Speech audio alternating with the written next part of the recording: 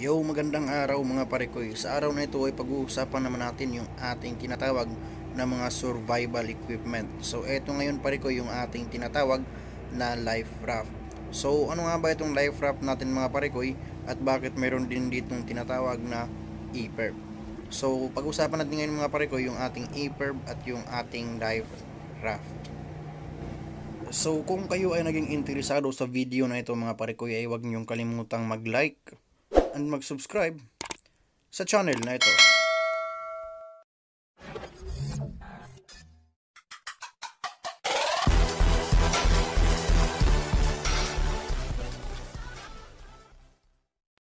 So, eto na nga mga pare ko, sa loob ng isang container na ito, dito nakalagay yung ating tinatawag na inflatable life raft. So, yung ating inflatable life raft na ito mga pare ko ay naka-automatic release siya dahil nga mayroon tayong tinatawag dito na hydrostatic release. So, mamaya i-discuss natin kasama yung ating hydrostatic release kung ano nga ba yung basic niya. So, ganito yung itsura ng ating inflatable life raft mga pare ko kung sakaling na-inflate siya sa dagat na nakatagilid. So dito mayroon tayong mga instruction kung paano nga ba ila-launch or ibababa yung ating life raft kung sakaling tayo man ay magkakaroon ng emergency evacuation. So sa puntong itong mga pare ko ay ibabahagi ko lang sa inyo yung basic kung bakit nga ba mayroong inflatable life raft sa bawat barko natin. So, yung ating mga barko mga pare ko, built-in talaga siya na mayroong mga inflatable life raft. So, sa purpose ito mga pare ko, kapag tayo ay magkaroon ng emergency or yung ating distress. So, ano nga ba itong sinasabi nating distress or emergency mga pare ko? So, ito na ngayon yung sinasabi natin na kunyari yung barko natin mga pare ko ay nagkakaroon ng disgrasya. So, ano nga ba yung mga disgrasya? Posibleng tayo ay nasunog. At kapag tayo ay nasunog mga pare ko, syempre yung ating barko masisira. Yan.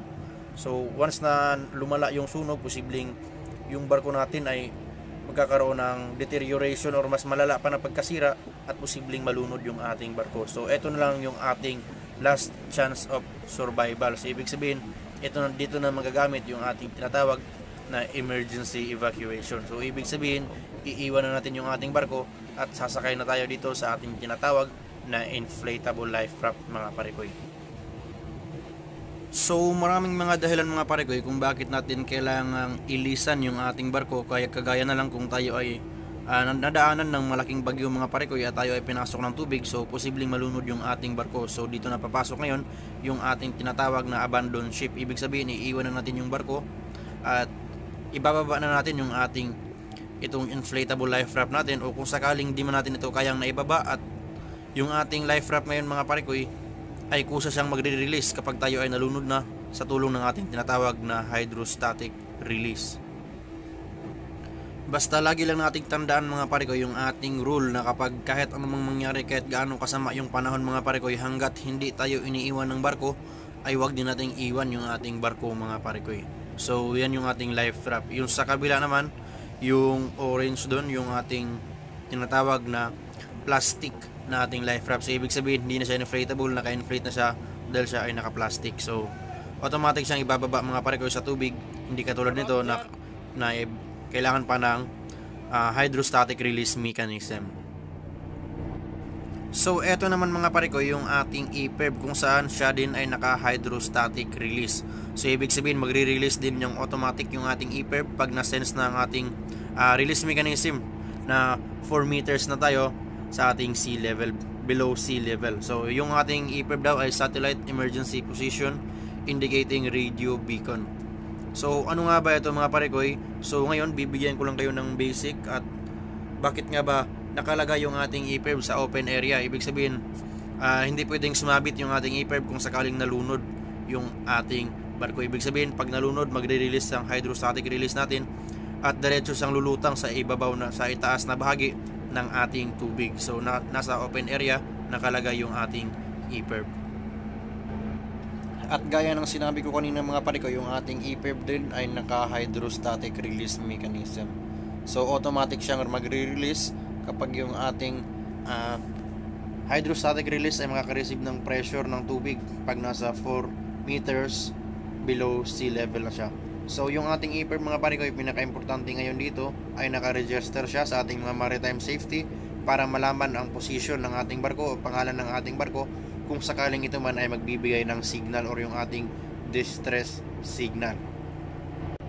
So ipalagay natin mga parekoy na nalunod yung ating barko at lumutang yung ating EPIRB sa tulong ng ating hydrostatic release at nalutang siya sa itaas na bahagi ng tubig. So ngayon yung ating EPIRB ay magbibigay ng isang distress signal at ito ay makukuha ng ating satellite connectivity. So ngayon mga parekoy, galing sa ating satellite connectivity, papasa na yung kanyang nabasa na location at saka yung pangalan ng barko sa ating ground station, at yung ating ground station naman ay magsisend ng signal sa ating mission control, at yung ating mission control naman ay magsisend ng go signal sa ating rescue service. Ibig sabihin, dyan na malalaman mga parekoy yung ating tinatawag na rescue sa tulong ng ating So ganun na nga mga parekoy, sa tulong ng ating EPIRB ay mababasa ang indication na yung ating barko ay nasa distress, yung position ng distress ng barko, at yung identification ng barko upang madaling mahanap ng ating mission control sa tulong ng ating search and rescue operation. So ganyan kadali intindihin yung ating EPIRB